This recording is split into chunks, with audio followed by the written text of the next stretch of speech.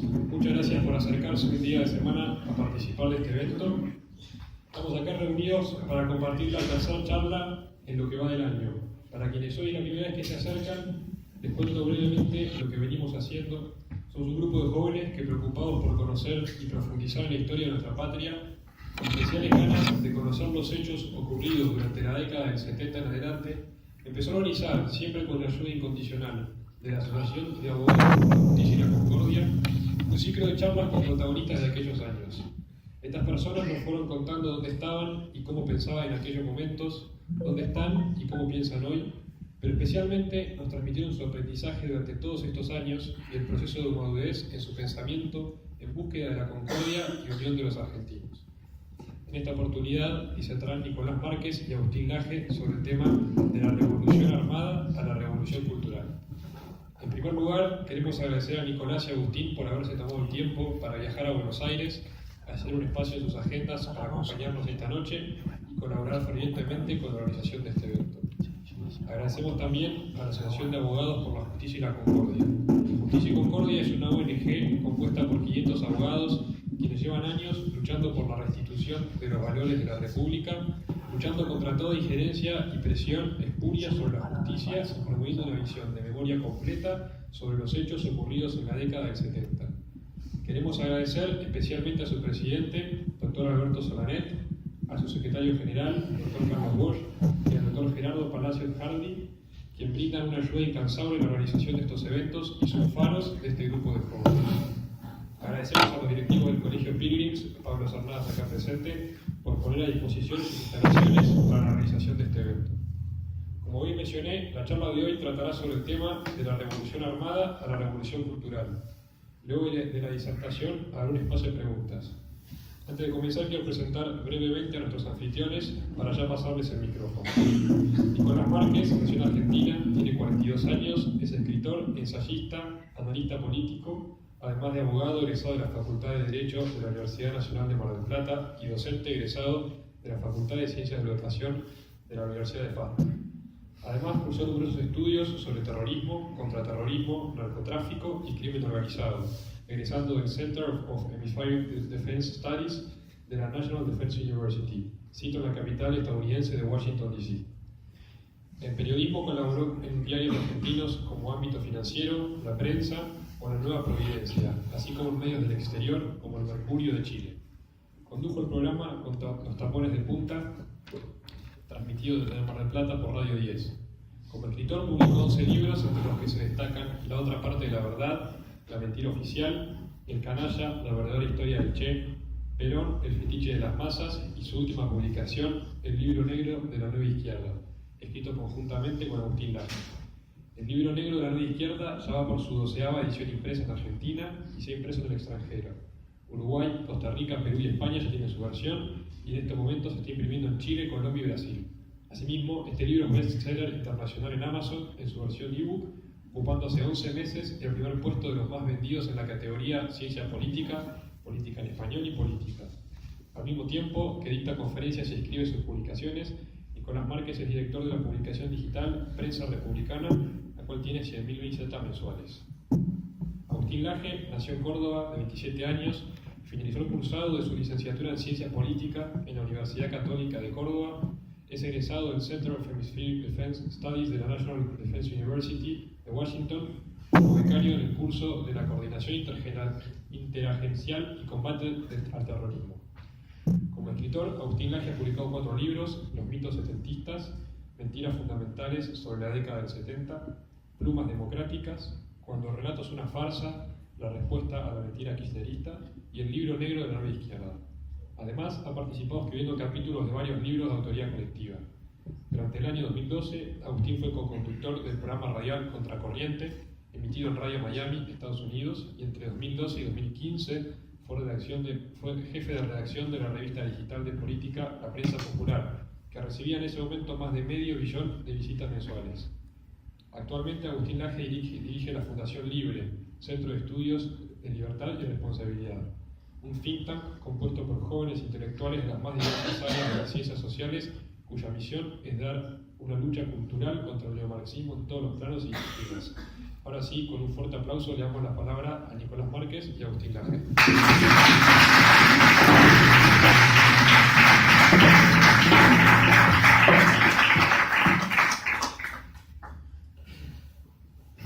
Muchas gracias.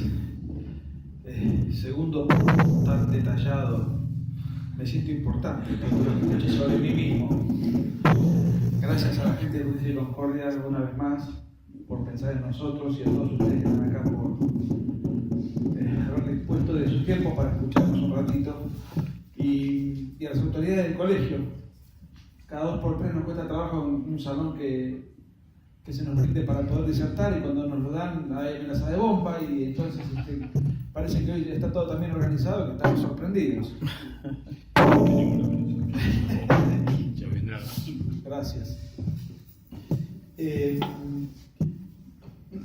Sabíamos más o menos con Agustín de qué íbamos a hablar, y también sabemos que la dinámica es bastante improvisada, en el sentido no de improvisación de la organización, sino que después, o que se pretendía priorizar las preguntas y las inquietudes de ustedes, de manera tal que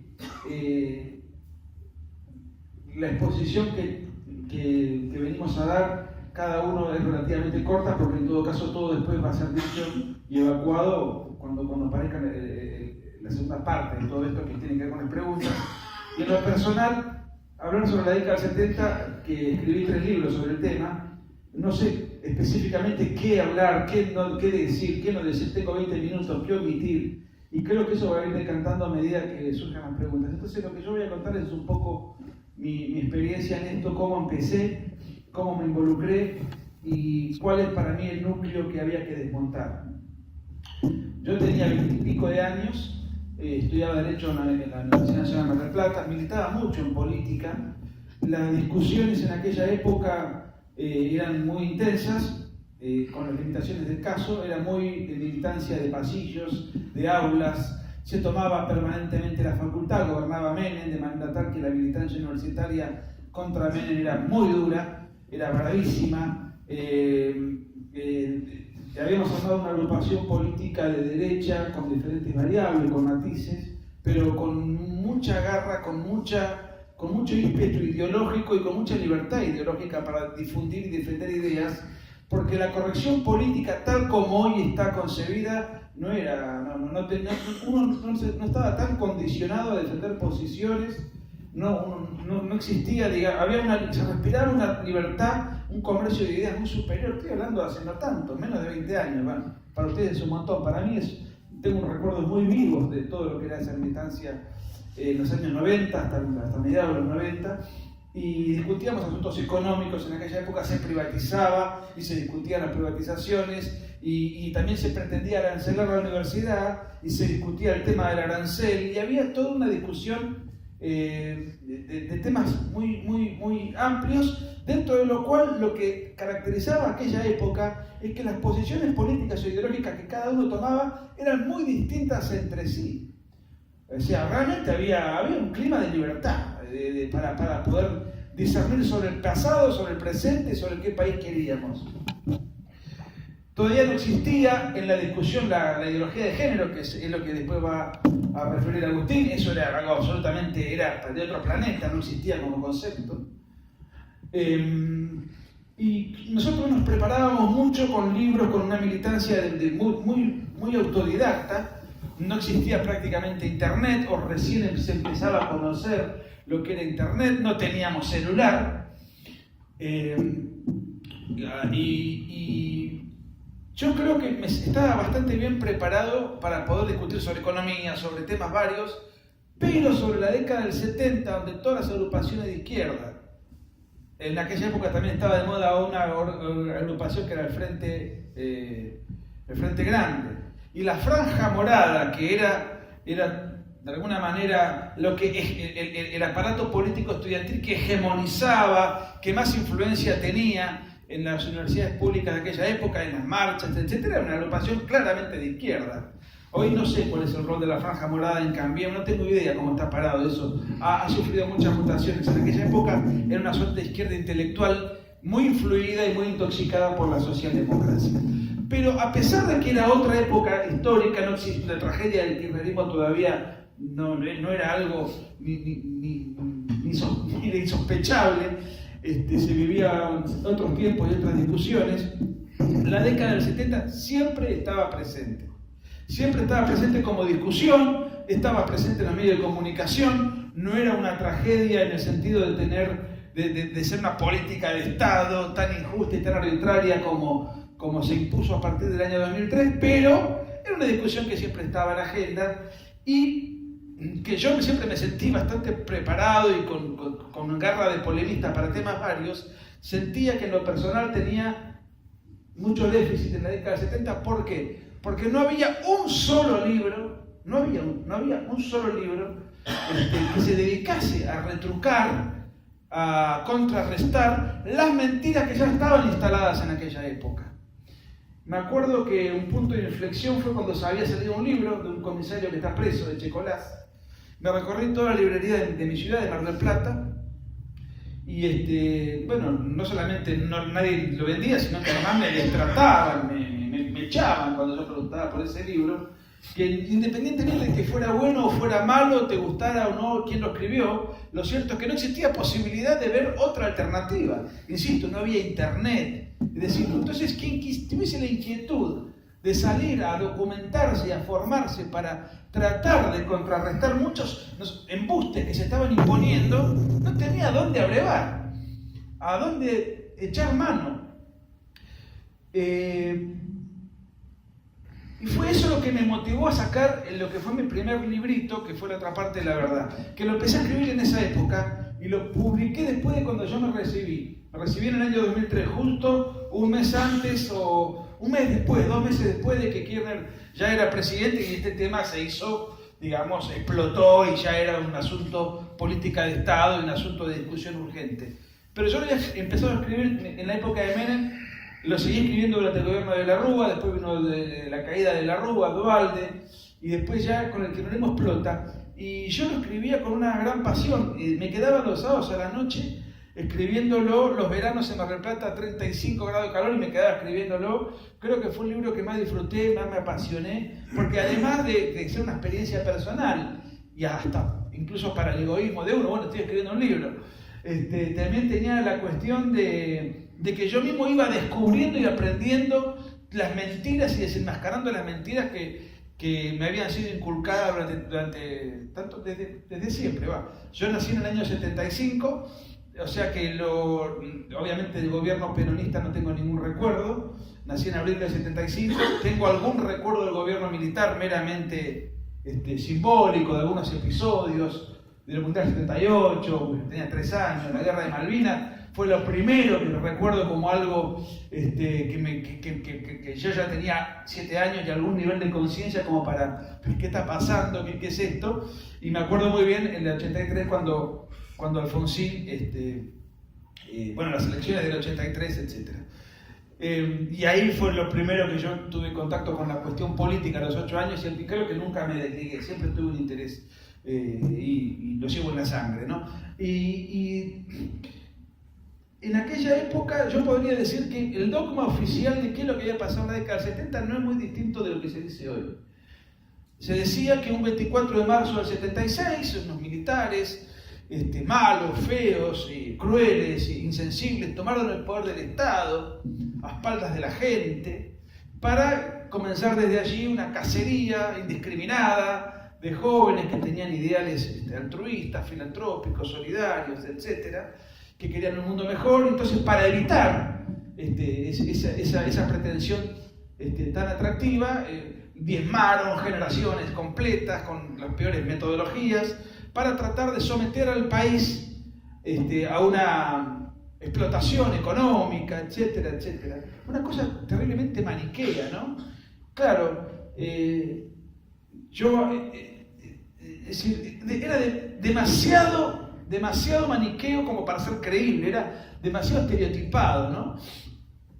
Y yo nunca me sentía contento con esa explicación que se repetía con diferentes niveles de academicismo o de complejidad, pero en todos lados. Se siguió repitiendo durante muchos años, se sigue repitiendo. Hoy creo que de a poquito la balanza se fue equilibrando se va equilibrando un poquito, a pesar de la desigualdad que tenemos nosotros para tener acceso a los medios, pero empieza a haber cierto revisionismo, un poco porque el kirchnerismo exacerbó la paciencia, no solamente con la mentira, sino con el robo que hizo del pasado reciente.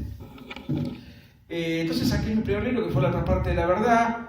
En aquella época me contacto con alguien que era de estos pagos, que fue el doctor Florencio Varela, y le muestro ese libro que yo había escrito de manera absolutamente artesanal, con medios absolutamente precarios. Tenía una computadora que yo no sé, ustedes ni se deben imaginar lo que era una 486. No sé si alguien sabe de lo que estoy hablando. Era más o menos como que anduviese una computadora a carbón. Más o menos. Eran disquetes de 3,5. Realmente era una cosa que ya era moderno, porque antes de eso yo había hecho un curso para aprender a escribir a máquina, imagínense. Y yo no soy un viejo, pero digamos, tengo 42 años, yo soy un señor, pero digamos, todavía tipo joven, no tengo canas, veo sin anteojos, tengo toda la dentadura, no necesito ninguna pastilla para hacer ningún esfuerzo extra. O sea que más o menos me considero un tipo joven. Me considero un tipo joven. Y sin embargo hablo como si no viniese, digamos, transportado de tiempos precarios, ¿no? Ese libro que empecé a escribir, no sé, fin del 98, 99, no me puedo acordar, no puedo precisar, porque un día se me borró por completo, lo tuve que reescribir, y cuando me saqué de encima el derecho, que era un fastidio para mí, ahí puse toda la energía para terminar el libro y ver cómo cuernos esto podía interesar a alguien. Florencio Varela se hace eco de eso, que es un abogado muy prestigioso de San Isidro, se hace eco de eso, se entusiasma muchísimo y junta el dinero para hacer una primera tirada de 10.000 ejemplares, que yo digo, bueno, y venderemos 100, ¿y qué hacemos con los otros? No quería que él me responda una grosería, entonces le digo, hacemos papel picado con el resto. Bueno, a los 5 meses ese libro se había agotado y yo me encontraba, tenía 28, ya tenía 29 años, en un salón enorme, como 1.000 personas había, y el libro lo estaba presentando Bernardo Neustadt, que era el periodista más importante de las últimas décadas de Argentina. Creo que después de La Nata, el periodista más importante de los últimos años en Argentina ha sido Bernardo Neustadt, que seguramente algunos de ustedes han escuchado nombrar, y me estaba presentando el libro a mí. Y yo estaba en un camarín con canapé, qué sé yo, y las cámaras de Crónica TV haciéndome una nota con 2 diputados, 1.000 personas. Era el libro más vendido en ese momento en el país, hasta que yo me sentí importante. Yo no podía creer un tema que yo había casi elaborado en soledad, cómo había toda una masa poblacional interesada en leer otro enfoque de lo que había pasado, y casi que era como una cosa como militante. Me acuerdo que la gente compraba 5 o 6 libros para cada uno de mis hijos. Se hicieron no sé cuántas ediciones. En ese año se vendieron 25.000 libros.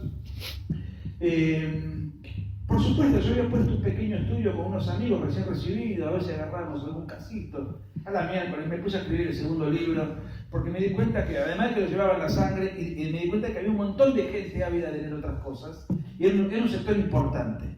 Y era un mercado de lector muy importante que nadie se había animado a explorar. Y después de eso aparecieron muchos libros muy buenos, incluso más exitosos todavía. El Tata Joffre hizo otros libros, muchos aportes, el libro de Larrabure, el libro de Villarroel, el mejor libro para mí que lo escribió Agustín, que salió en el 2011, que fue el de los mitos setentistas, el del Reato, pero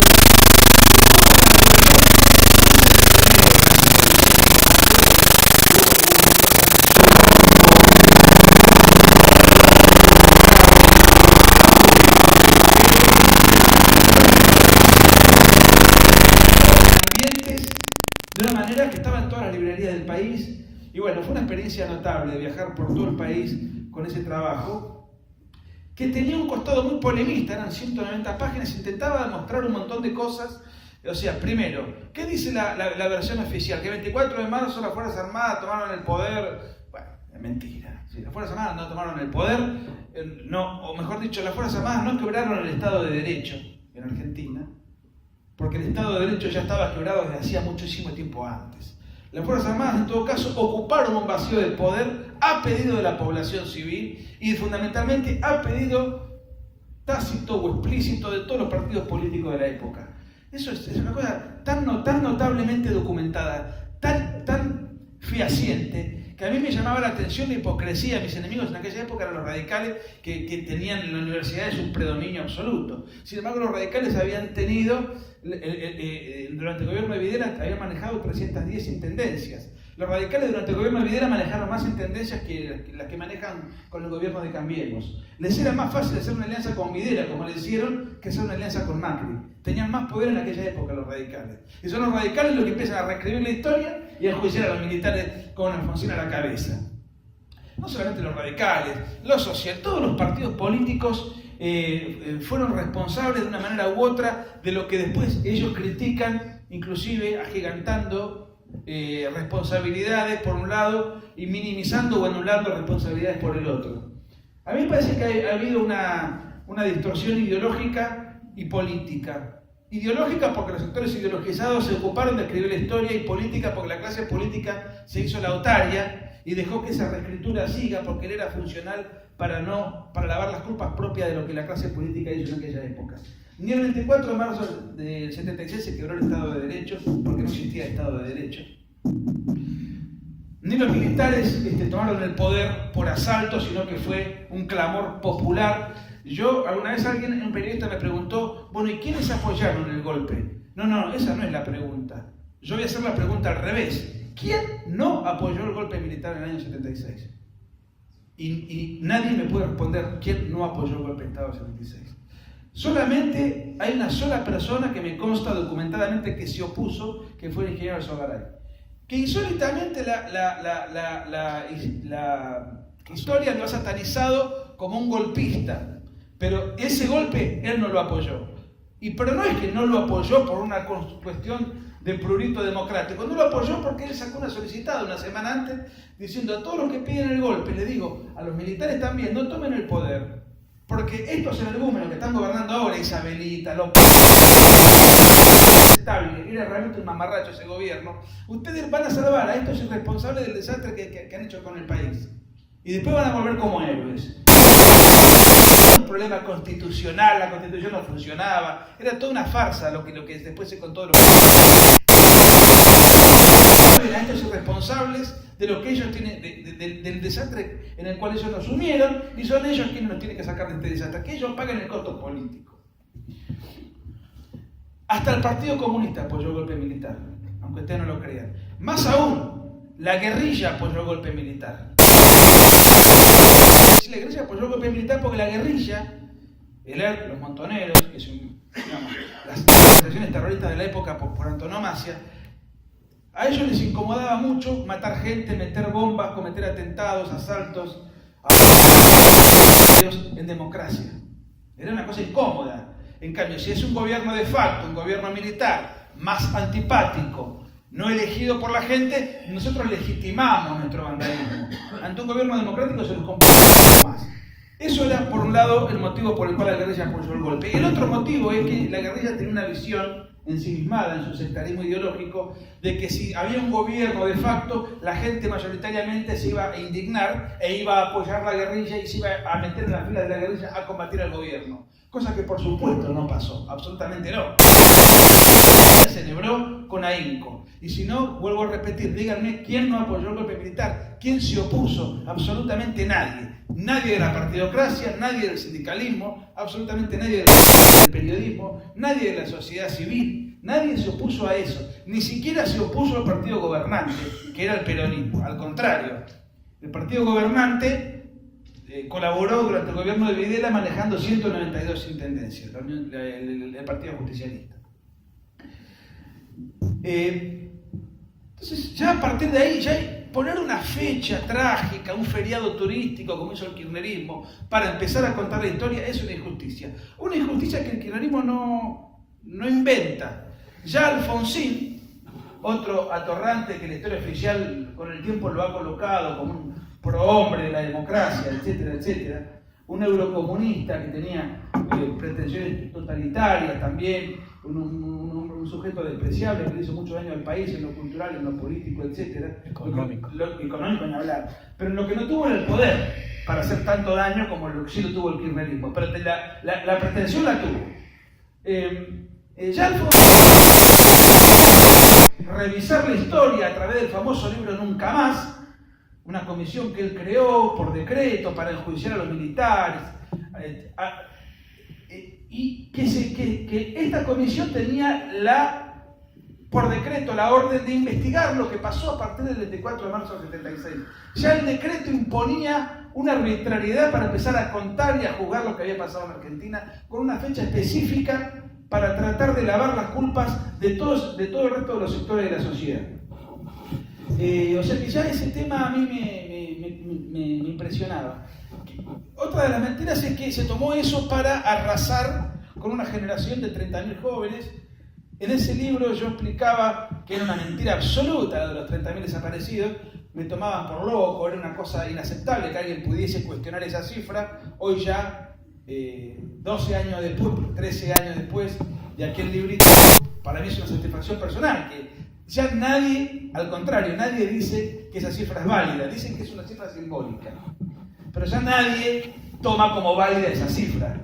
Y eso creo que ese libro pudo haber contribuido en su momento, el libro de Agustín pudo haber contribuyó mucho, el libro de los de Reato, que con una editorial grande se masificó el asunto, bueno, y la propia Fernández Mejini, hubo como muchas personas que salían a decir, bueno, esto fue así, no existe tal así. Mucho tiempo desenmascararlos y desarmarlos, ¿no? Ese fue uno. Obviamente se indignan las organizaciones de derechos humanos, una indignación bastante rara, porque lo que tendrían que hacer ellos es celebrar. Qué suerte que si pasó algo malo, la cantidad de muertos es 5 veces menor a la que nosotros siempre hemos creído. Qué suerte. Si acá hay un terremoto, si forma primero que murieron 10 y después si no, pero murieron 2, pues menos mal, dentro de el desencuentro que vivieron los argentinos, qué suerte que fueron 6.000, como efectivamente fueron durante el gobierno militar, 6.400, y no 30.000. No, se enojan porque no fueron, le decimos que no fueron 30.000. Se enojan porque la cantidad de muertos que el sector al cual ellos se simpatizan no es 5 veces más grande que lo que dicen los números oficiales, de los listados oficiales que fueron pulidos, detallados y documentados durante el gobierno de Cristina Kirchner. De Néstor Kirchner primero en el 2006 y después pulido en el año 2015. A partir de ahí empiezan otra serie de mitos, que esto fue un genocidio, que el terrorismo de Estado, no hubo genocidio, después lo podemos charlar, esa es otra de las grandes mentiras, no hubo ningún terrorismo de Estado, al contrario, hubo un contraterrorismo. Lo que había era un terrorismo subversivo que quería cambiar el orden de cosas existentes, que eran el ERP y Montoneros, y lo que hubo, no solamente del gobierno militar, sino mucho antes del gobierno militar, durante el gobierno peronista, fue un contraterrorismo. Esto del terrorismo de Estado es un invento muy hábil, que empezó a surgir a través de... ¿Cómo Dualde? ¿Como tiempo? No sé. A ver. ¿Cuánto es el que arrancamos? 21:10. Bueno, no, ¿quién me controla? Porque si no me entusiasmo y no sí. quiero ni aburrirlos a ustedes ni quitarle... Más o menos, 15, 20 Bueno, minutos. 5 minutos y cierro. Hemos estado. Hay un tema que para mí es clave y por eso después lo charlamos. Argentina vivió una guerra. Para mí era muy importante poner el foco en eso. ¿Por qué? Porque si Argentina vivió una guerra o si Argentina no vivió una guerra, eso cambia todo el paradigma para juzgar lo que pasó. Si vivió una guerra, el enfoque filosófico, el enfoque histórico, el enfoque jurídico cambia diametralmente a si no hubo una guerra.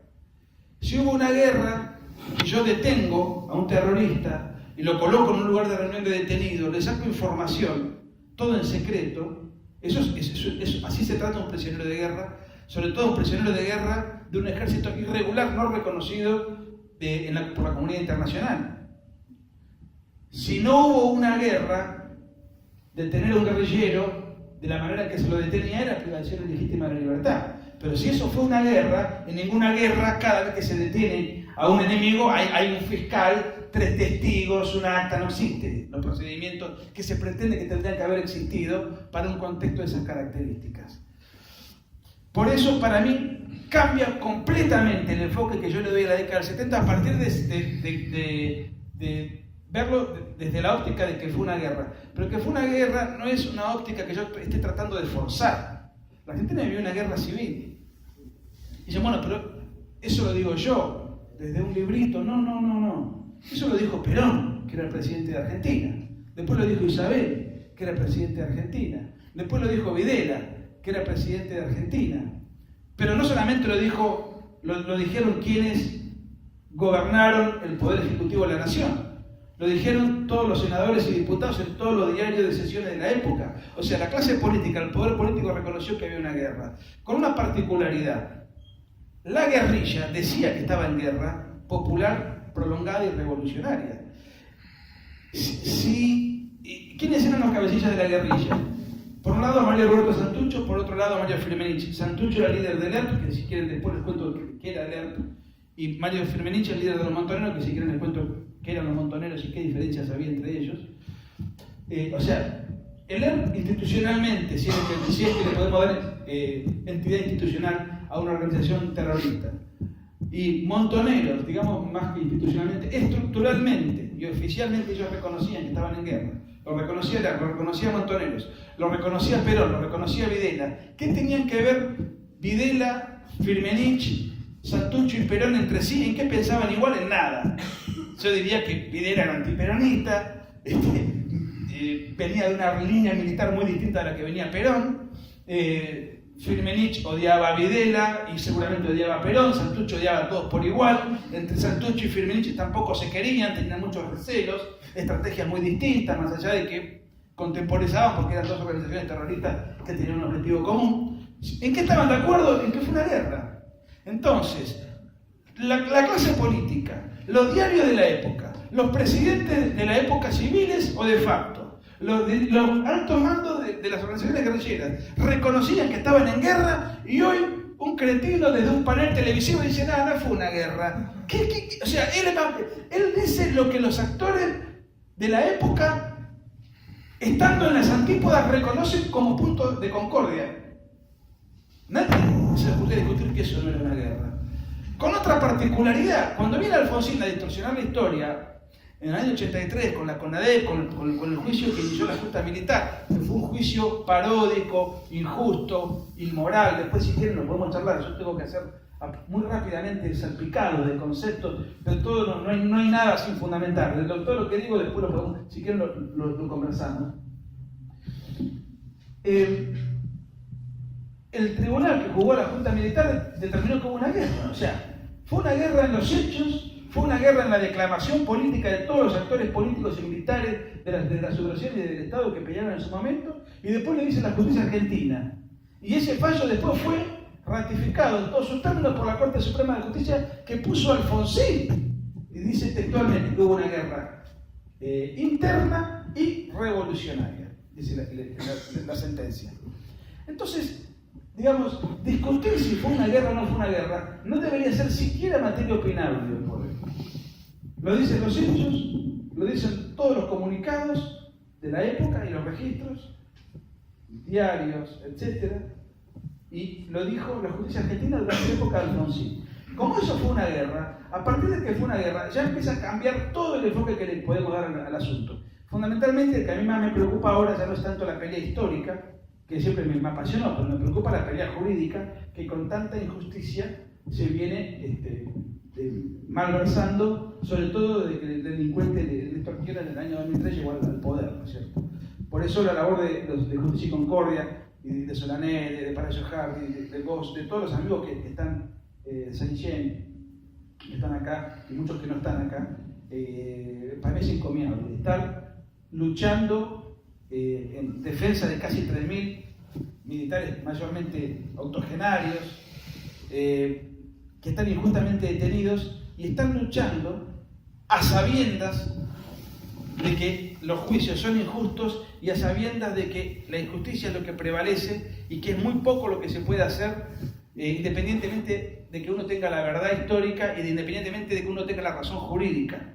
Acá estamos peleando contra el aparato del Poder Judicial, que está sometido al aparato político, que está sometido a una hegemonía cultural progresista. Yo diría hegemonía porque no hay ningún partido político que se le ocurra cuestionar este orden de cosas existentes. Por cobardía, por ignorancia, por falta de formación, por falta de determinación, por falta de honestidad intelectual, por lo que fuere. Pero eso es lo que está pasando en Argentina. Bueno, yo creo que hablé bastante. Un repaso muy apretadísimo lo que pasó en los 70s, porque un poco lo que me había hecho segundo es hacer una introducción y luego poder interactuar directamente con las inquietudes que surjan. Y como además ahora Agustín va a explicar la segunda parte de la guerra revolucionaria, acá termino y luego en todo caso charlamos de lo que quede en el tintero. Tenerme en cuenta para estar esta noche con ustedes. Yo me voy a tener que parar por dos razones. Una es que tengo frío y la otra es que necesito usar la pizarra. Me dieron la idea de que se podía usar y bueno, para explicar algunos conceptos. A mí lo que me... No, gracias, está bien. A mí lo que me toca ahora es tratar de construir el puente que va de la guerra revolucionaria armada de los 70 a lo que se está viviendo hoy, que obviamente no está muy claro porque es mucho más tangible escuchar el estruendo de una bomba, por ejemplo, a interpretar lo que ocurre dentro de una clase como parte de un conflicto cultural. Dicen que para entender, digamos, la manera en que actúa una persona hay que entender lo que esa persona tiene en su mente. Y para entender lo que una persona tiene en su mente, en cierta manera hay que entender el contexto histórico que puso ciertos significantes, ciertas ideas en esa mente. Entonces, lo que explicó Nicolás sobre el conflicto armado de los 70 es indisociable de la filosofía política y revolucionaria que de ella se derivaba de la época. No es la misma que rige hoy y es por eso que mis pocos minutos de ahora, después obviamente podemos hablar un poco más, se van a enfocar en tratar de explicar, insisto, cuál es el pasaje paradigmático entre una cosa y la otra, para que a ustedes les quede claro, sobre todo, el hilo conductor. El hilo conductor que no es un hilo conductor metodológico, justamente lo que cambió es la metodología, es un hilo conductor teleológico, diría yo, o sea, en términos de los fines. Han cambiado los métodos, pero los fines más o menos se han quedado, ¿no? Cuando en los 70 ocurría todo lo que Nicolás les comentaba, lo que predominaba, sobre todo en el tercer mundo, era todavía una concepción que nosotros llamamos de vieja izquierda. Una izquierda tradicional, una izquierda ortodoxa, un marxismo clásico. No sé si en general los chicos han escuchado sobre Marx, algo, ¿sí? En general sí, bueno. Marx, digamos, de alguna manera es el padre ideológico de la izquierda moderna, con sus pretensiones de ciencia social, se distanció de los utópicos, fue un paso más allá, y él pensó que encontró la clave, en su momento, para explicar con precisión científica el hecho de la revolución, el hecho de las revoluciones. Las revoluciones, por supuesto, según los teóricos de la revolución, que pueden venir de muchas escuelas de la sociología en general, contemplan varias dimensiones de la revolución. Hay una dimensión axiológica, es decir, las revoluciones que tienen su pie en la transformación radical de los valores que le dan sustento social a un grupo humano.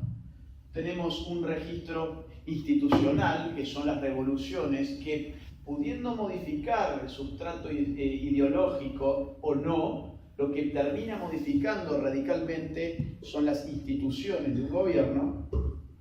Las revoluciones estructurales, que son las revoluciones que modifican los sistemas de producción y lo que Marx llamó, obviamente, las clases sociales.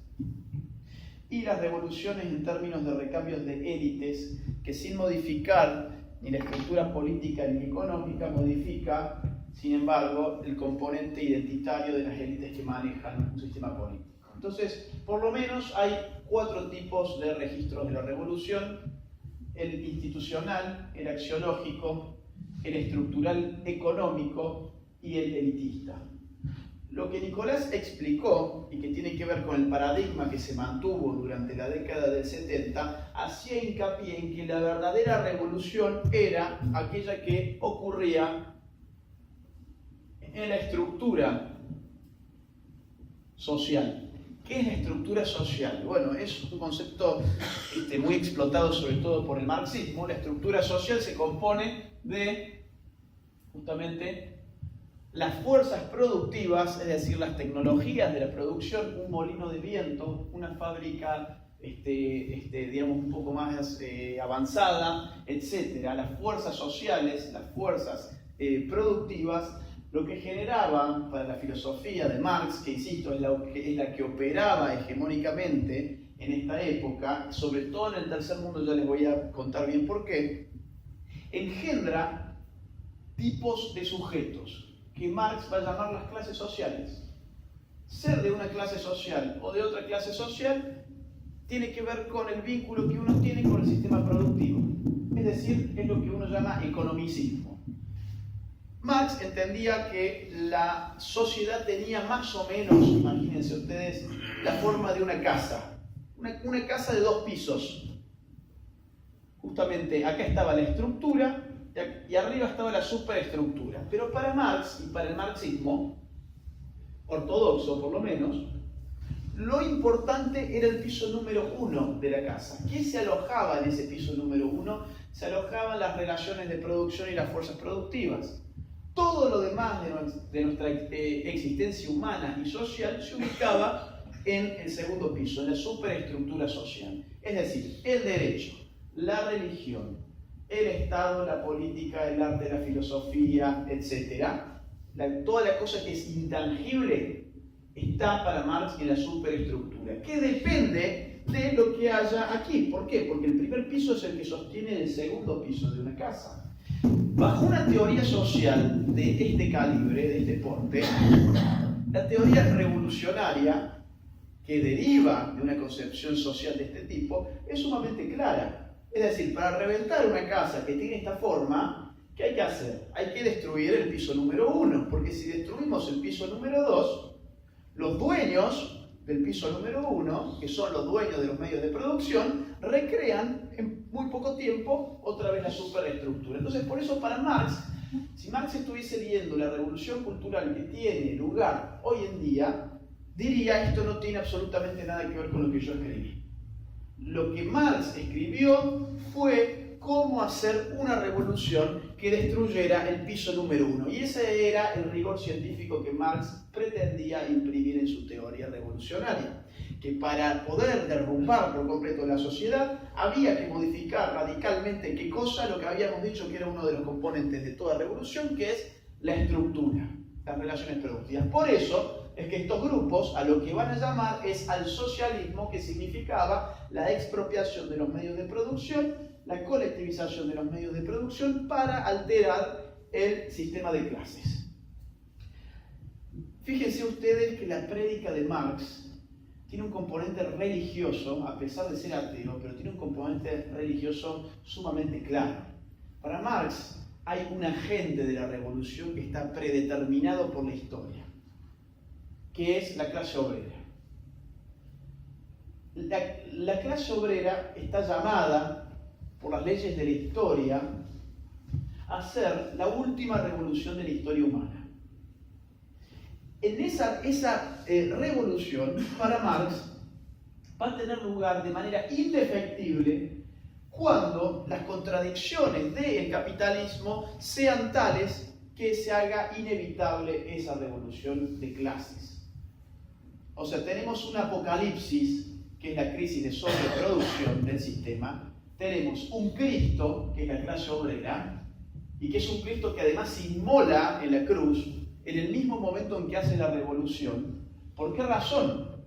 Porque al hacer una revolución contra la burguesía y traer al mundo una sociedad de una sola clase, está trayendo en verdad una sociedad sin clases. Es decir, la burguesía al hacer su revolución detiene el movimiento dialéctico y se inmola como clase social. Se sacrifica por los pecados del hombre. Hay todo un contenido religioso en el dogma marxista que por eso mismo atrajo no solamente a laicos, sino también a muchos curas. La cuestión es que la teoría social, por un lado, que es esto que estamos hablando ahora, daba que una, digamos, estrategia revolucionaria. Y por otro lado, Marx tenía otro punto importante, que fue su filosofía de la historia. Para Marx, la historia tenía pasos sucesivos. Es decir, Marx al menos hablaba de tres grandes épocas, eras: la antigüedad, signada por la esclavitud; el feudalismo, signado por el siervo; y el capitalismo, signado por la clase obrera.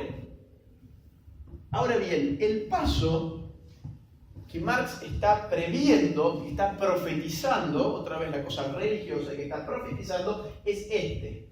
El paso aquí al socialismo. Marx pone su atención acá. ¿Cuáles son las condiciones para poder dar este paso? Y como para Marx esto era una cuestión lineal, ¿por qué era lineal? Porque estaba sujeta a el proceso histórico que era estructurado por los medios de producción. Esto no podía dar un salto del feudalismo al socialismo. Antes tenía que pasar por el capitalismo. Entonces, ¿qué hace Marx? Marx se va a morir a Inglaterra, pasa por Francia, después se va a Bélgica, después se vuelve a Francia, después se va a Inglaterra y peregrina por el primer mundo. Él no va a Rusia a esperar que la revolución acontezca allá. Para él era imposible pensarse la revolución que tuvo lugar hace un siglo exactamente. Era imposible porque donde tenía que llegar era donde el capitalismo estaba más avanzado. Si uno lee, por ejemplo, las cartas que él se manda con Engels en vísperas de su muerte, y Engels, que fue su socio intelectual con el cual escribió muchos libros, al tener una industria algodonera, manejaba ciertos números económicos, se los mandaba por cartas, y es impactante ver cómo se erotiza prácticamente Marx al leer esos datos, porque dice: listo, con esto ya sé que la revolución está llegando, voy a vivir para verla, voy a vivir para ver mi profecía. Obviamente Marx se murió y la revolución jamás llegó ni a Inglaterra, ni a Francia, ni a Estados Unidos, que es donde él pensó que iba a llegar. Llegó a donde él jamás se imaginó que iba a llegar, que fue en el mundo feudal, en la Rusia zarista. Y ahí apareció desde ya un gran problema, una crisis filosófica al interior del marxismo, que derivaba precisamente de la experiencia histórica arquetípica del marxismo. O sea, la experiencia más importante de la teoría marxista venía, sin embargo, a poner en jaque la filosofía de la historia de Marx. ¿Por qué? Justamente por este salto que era inconcebible. Entonces, ¿qué aparece en esa época para poder suturar el daño que se había hecho a la filosofía de la historia de Marx? Aparece un concepto que seguramente a muchos de ustedes les suena hoy, que es el concepto de hegemonía. No sé si lo habrán leído en la literatura, en el periodismo político de hoy. Bueno, usan mucho este término, y este término data de este problema teórico. Yo ahora les voy a hablar justamente sobre la teoría para que después quede claro bien qué es el marxismo cultural. O sea que esta parte de la charla puede ser densa, pero como base de formación, a mi juicio, es imprescindible para poder entender por dónde pasan las cuestiones hoy. La hegemonía vino entonces a solucionar de alguna manera este problema. Entonces, en la Segunda Internacional apareció como un concepto que significaba el hecho de que una clase social tomara las riendas de acciones históricas que no le correspondía como clase. ¿Qué estaban explicando con esto? El hecho de que la clase obrera hubiese tomado las tareas históricas de la burguesía. La burguesía es la que tenía que hacer este paso, no la clase obrera. Por eso es que la clase obrera, al no existir una burguesía capaz de hacer esto, directamente tomó las riendas y se saltó esta etapa de la historia. Ese es el problema. Entonces ellos dicen, eso es hegemonía. La clase obrera lo hizo porque no se podía hacer de otra manera y dio ese salto. Luego vendrá un tipo como, no sé si les suena, Lenin. Él va a llamar hegemonía a otro problema que él tenía, que era la alianza del campesinado con los obreros en Rusia. Para él la hegemonía era simplemente una alianza política en el marco, una alianza táctica, diría, en el marco de una alianza de clases. juntarse con una clase que no es tu propia clase social para poder dar un golpe mayor. Entonces él tenía una frase muy célebre que era golpear juntos pero marchar separados. ¿Qué significa esto? La clase obrera y el campesinado va a pelear juntos esta revolución, pero no somos los mismos, no nos mezclamos y no pensamos los mismos. ¿Quién va a superar cualitativamente estos conceptos de hegemonía? Va a ser una persona que quizás algunos de ustedes lo conocen, y si no es así, les recomiendo leer un poco de esto, que es Gramsci. Yo siempre digo que Gramsci fue tan importante en su teoría precisamente porque no fue filósofo. Como él fue un periodista que trataba de filosofía y trataba de filosofar, malentendió al marxismo y malentendiéndolo lo perfeccionó. Para él jamás se hubiese enmarcado como un marxista heterodoxo. Para él era un seguidor de Marx. Pero justamente no entendiendo en su profundidad a Marx, lo mejoró.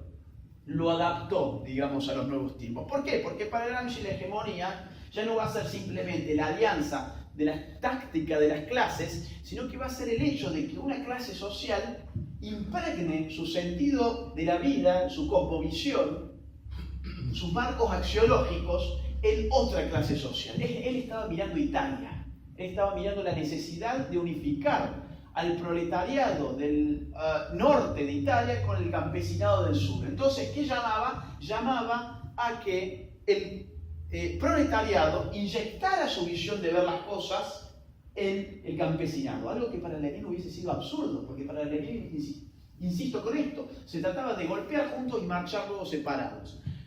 Entonces Gramsci, al concebir la hegemonía ya no como una alianza táctica, sino como una cuestión estratégica, en la cual la lucha ideológica es clave, va a revalorizar ¿qué cosa? Esto, la superestructura, olvidada por el marxismo clásico. ¿Por qué? Porque están hablando ya de ideología.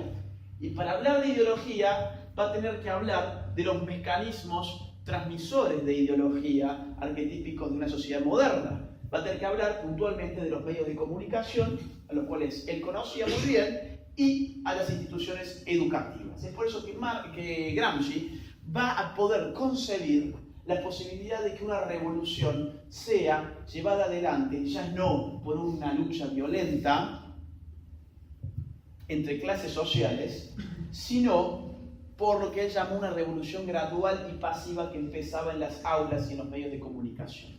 Era una lucha en última instancia de tipo cultural que él llamó intelectual moral.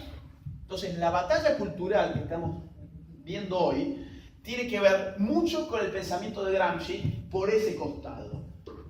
Y el concepto de hegemonía es clave para entender ese proceso teórico. Pero hay otro gran grupo de pensadores neomarxistas que van a también cuestionar este bloque, digamos, de dos pisos.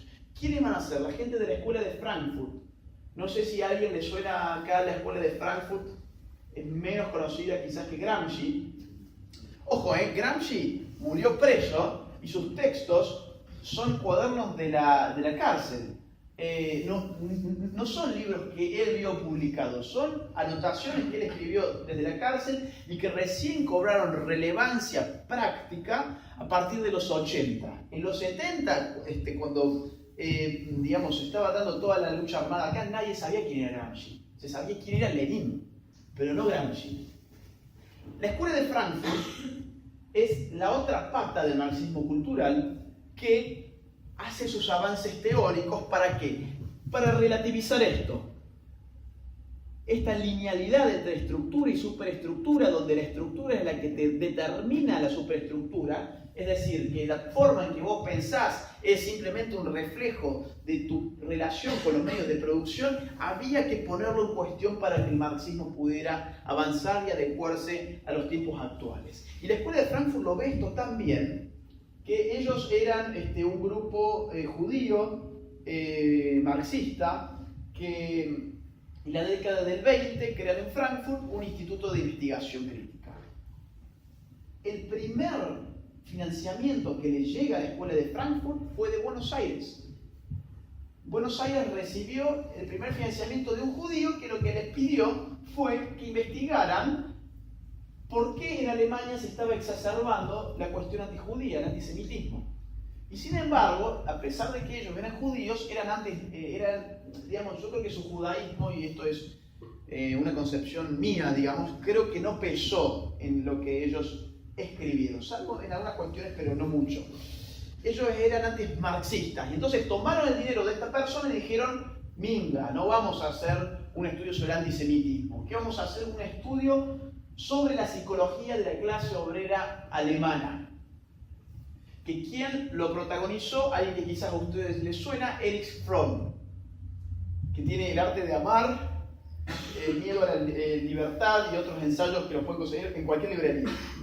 El tipo sale a hacer, con la gente de la escuela de Frankfurt, un estudio psicológico sobre la clase obrera, algo que no tenía ningún sustento en el marxismo clásico, porque investigar la psicología era investigar lo que estaba acá. Y para determinar la viabilidad de una revolución no había que estudiar acá, había que estudiar acá.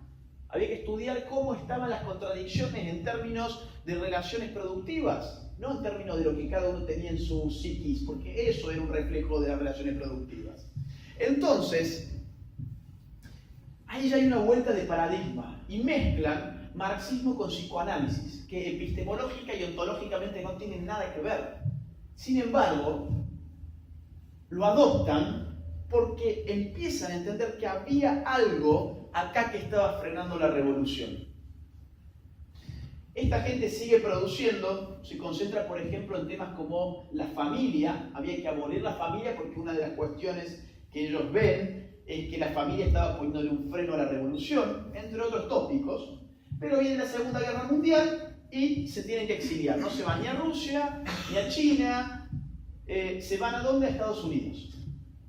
Y en Estados Unidos los reciben con los brazos abiertos, empiezan a enseñar y aparece sobre todo un personaje que para mí es clave, un pensador, es clave, que es Herbert Marcuse. No sé si les suena. Herbert Marcuse. Él se vuelve el ídolo y el mentor intelectual de lo que no por nada en Estados Unidos se llamó la New Left, la nueva izquierda. Sus textos tienen sobre todo inserción y gran éxito mundial en la década del 60, al punto que las frases de sus libros fueron plasmadas en los grafitis que se pintaron en París durante el Mayo francés del 68. Al punto que él les hablaba, por ejemplo, a los movimientos contraculturales de la época, a los grupos negros, a los grupos hippies, a la New Left, etc. ¿Y qué ve Herbert Marcuse? En la década del 60 está viendo la década de oro del capitalismo de América del Norte. Está viendo un país que en promedio durante toda esa década crece al 5% anual. Un país que tiene un 2% de desempleo. Un país que no conoce el sindicalismo siquiera. O si lo conoce es muy débil, no es como el de Francia, por ejemplo. Entonces lo que Herbert Marcuse dice explícitamente es lo siguiente: nuestro problema es cómo hacer la revolución en una sociedad que funciona bien. Fíjense ustedes el cinismo, ¿no? ¿Cómo hacer la revolución en una sociedad que funciona bien? Si Marx hablaba a los desposeídos, digamos, a los explotados, Herbert Marcuse se refería a los pudientes. Fue la revolución de los que tenían. No era la revolución de los que no tenían, a los que Herbert Marcuse estaba llamando. Y para llamar a la revolución de los que tenían, tenía que olvidarse del problema de las clases. Y él mismo asume: la clase obrera no quiere saber nada hoy con las ideas de izquierda. Nuestro desafío es cómo construir nuevos sujetos revolucionarios. Y para eso, otra vez, ¿a dónde se remite? Se remite acá, a la superestructura. ¿Qué significa eso? Significa empezar a construir contradicciones sociales que ya no tienen que ver con yo tengo y él no tiene. Tiene que ver con las cuestiones culturales, como por ejemplo el género, como por ejemplo las etnias, las razas, etcétera, etcétera. Entonces, mucho de lo que estamos viviendo hoy tiene que ver precisamente con este cambio de paradigma, que es filosófico en sus inicios, pero de que él se deriva que una estrategia revolucionaria. Y no sé cómo voy de tiempo, creo que estoy llegando a los 20 minutos, ¿no? Ok, entonces, para cerrar el círculo,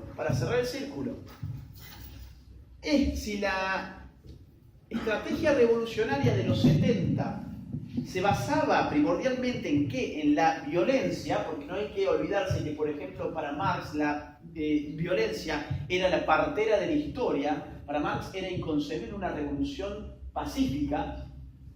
Para Lenin también era inconcebible, lean si no El Estado y la Revolución de Lenin, y ahí van a encontrar donde él dice, es inviable una revolución que no sea armada. Fíjense, Mao Zedong escribía exactamente lo mismo. Él dice algo así como la revolución no es ni un banquete, no es un ensayo, no es una obra de arte. La revolución es disrupción violenta. Eso dice Mao Zedong. O el Che Guevara, el Che con su teoría del foco, que era el militarismo exacerbado. La teoría del foco, ¿qué era? Era primero la fuerza guerrillera, que va a iluminar, por eso es el foco, que Nico sabe mucho más sobre este tema, pero va a iluminar a la sociedad de modo que genere el partido de masas. Es decir, lo militar se anteponía a lo político. Entonces, cuando hablamos sobre los 70, estamos hablando de un modelo perimido, que no corre más en el mundo de hoy. Y si no, fíjense en la experiencia de las FARC. Cuando se hizo ahora hace poquito el referéndum para la paz con las FARC, yo lo leí y contabilicé 111 veces la palabra género. Ustedes díganme, ¿qué hacían 111 veces referida a la palabra género en un acuerdo de paz donde se suponía que estaban solucionando un problema humanitario, bélico? Bueno, ¿qué estaban haciendo? Estaban justamente terminando con la FARC, que ancla a Colombia en un modelo de vieja izquierda para dar paso a las nuevas estrategias que están teniendo lugar en todo nuestro continente, que son de la nueva izquierda. Estrategias que, sin embargo, se empezaron a aplicar desde por lo menos los 60 y los 70 en el primer mundo de esta forma. O sea que lo que vivimos acá, hoy en día, es algo que lleva años, lleva décadas en otros lugares. Solamente que nosotros siempre llegamos tarde, entonces mientras esta gente estaba hablando sobre estas cuestiones, acá todavía se seguía con el esquema viejo, el esquema que ya no tenía lugar. Hoy estamos viviendo, entonces cierro, ya no una revolución que modifique en primer término el aspecto estructural, porque habíamos dicho que un registro de la revolución era el estructural, y cuando digo estructural digo económico, sino que es una revolución que ha privilegiado ahora la dimensión cultural. Por eso estamos hablando de una revolución cultural. Esa es la línea que une una cosa con la otra. ¿Hay una revolución en ciernes? Claro que sí, sin lugar a dudas. Es una revolución que, sin embargo, ya al no hacer hincapié en modificar la estructura económica de una sociedad, no necesita de las armas, porque de lo que se trata es modificar la estructura cultural de una sociedad. Y para eso no hace falta armas. Para eso, ¿qué hace falta? Intelectuales. Para eso hace falta tipos que escriban libros, tipos que den clases, tipos que aparezcan por los medios de comunicación. Y es un proceso obviamente de mucho más tiempo, y por eso es que Gramsci la llamó, insisto, revolución gradual y pasiva, cuyo peligro máximo es precisamente que es una revolución que no se percibe fácilmente. Yo les voy a dar un último ejemplo y con esto cierro. ¿Sabe alguien cómo se cocinan las ranas? ¿No? Bueno, yo nunca... Ahí está, con agua hirviendo. Yo nunca lo hice, pero me lo comentaron y se me quedó grabado, ¿no? La gente que no sabe cocinar las ranas justamente, y quiere cocinar ranas como hay que echarla viva, la mete con el agua cuando está hirviendo. Y la rana pega un salto y hace todo un enchastre, ¿no? Entonces, los que saben cocinar las ranas dicen, hay que meterla con el agua fría, taparle la olla y ir subiendo de a poquito el fuego, de manera que cuando el agua hierva, la rana ya esté frita, ¿no? O sea, ya no puede salir. Bueno, esa metáfora creo que se aplica muy bien a la diferencia entre una revolución armada del tipo de la década del 60 y 70, en América Latina que fracasó en todos los lugares menos en Cuba, pero por otras razones que después seguramente Nico les puede hablar mucho mejor que yo, que no anduvo bien, que fracasó, y sin embargo ahora lo que han aprendido es que la rana no se cocina con el agua hirviendo, se cocina con el agua fría y el agua se va subiendo muy de a poquito. Y ahora estamos, a mi juicio, en una instancia donde el agua está empezando a hervir. Y ahí es cuando la gente empieza a reaccionar, y la rana que quiere saltar. ¿Estamos a tiempo? ¿No estamos a tiempo? Bueno, ese es otro tema. Pero por lo menos que podemos seguirlo ahora con el feedback. Así que hasta acá mi parte, y ahora la idea es que ustedes hagan todas las consultas que tengan. Gracias.